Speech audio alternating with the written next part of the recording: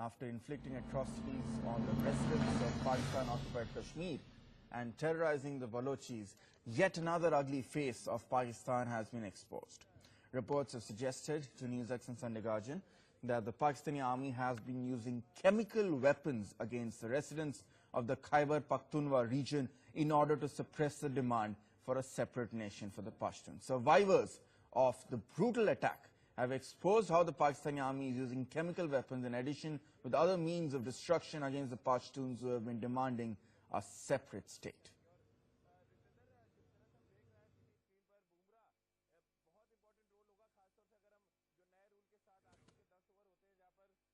Go across right now to Mr. Umar Daud Khatak, Pashtun activist, who is joining us live at this point. Mr. Khatak, thank you so much for joining us at this point, and we appreciate you for the courage to speak out against the atrocities of the Pakistani state here.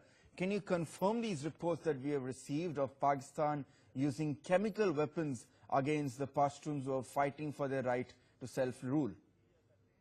Thank you very much for inviting me to the studio today. Of course, Pakistan has been using chemical weapons against Pashtun civilians, and there have been tens of families, and the number is in hundreds. And several people have been died by the use of chemical weapons that Pakistani aircraft dropped on the Pashtun villages. So no one is allowed to enter those areas heavily guarded by Pakistan army, and journalists are beaten up and arrested, whoever wants to report from that area. I in fact tried to report this information, but no media wanted to publish this. I thank NewsX for highlighting these issues, and I did in fact reported this to the State Department and US Parliament. Well, of course, we are with you, Mr. Khatak, in your fight for justice here. And what is shocking indeed, some of these pictures that have come up, we have had to heavily blur them because they are extremely disturbing to go through. But what, Mr. Khatak, this does establish is that Pakistan essentially is in clear violation of the Geneva Convention of 1924, which prohibits the use of chemical weapons as a clear war crime. This is not even a state of war which Pakistan is in, yet the use of chemical weapons on its own citizens shows the sheer barbarism that is prevalent within the Pakistani state. Pakistan is a black hole of human rights violations. So it has waged a full-fledged war on Pashtuns and Baloch. They are using heavy weapons, artillery, F-16, and they are bulldozing the whole infrastructure, civilian infrastructure. They have bulldozed the houses of people. They have bulldozed the markets, and they have been entering the houses of people and abduct women. Not only chemical weapons, they've also been trying to use nuclear weapon at short ranges. And the area in Waziristan and tribal areas is totally evacuated by the from the civilian population, and they have brought international terrorists to that area to use it as a launching pad against Afghanistan and India and the rest of the world.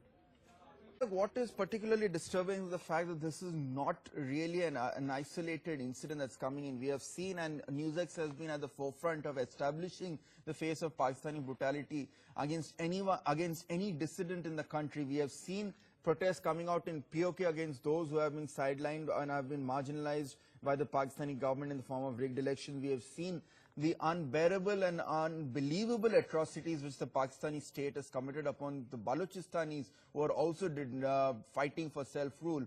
And now we are seeing this horrible face of Pakistan coming in from the Khyber Pakhtunkwa as well.